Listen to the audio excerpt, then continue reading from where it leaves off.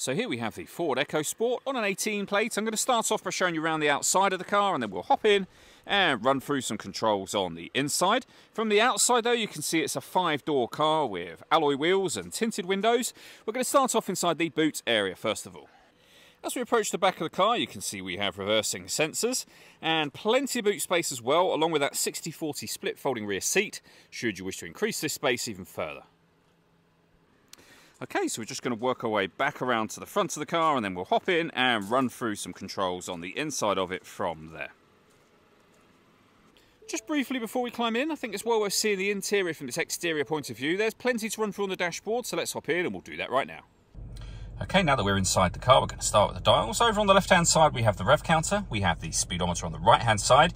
In the centre at the bottom, the fuel gauge and coolant temperature gauge. And above that, the trip computer, which includes the total miles for this car. They are 64,811. We have the trip computer in that section. You can change the information displayed there for various things. So, as you can see, a digital readout for your speedometer, your satellite navigation, your audio and telephone menus as well. And all of that is changed using the buttons just here.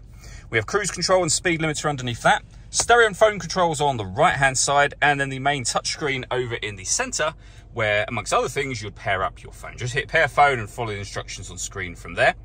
We have our satellite navigation, of course, really nice clear colour display, very easy system to use ultimately. And then we have our music options. So we have AM, FM and DAB radio, Bluetooth audio as well.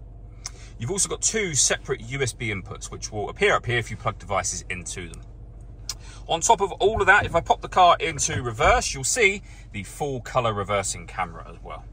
Working our way down, we have the climate control. So you can adjust the temperature in the car, the fan speed, the direction the air is being distributed in. The air conditioning's on at the moment, so that's off.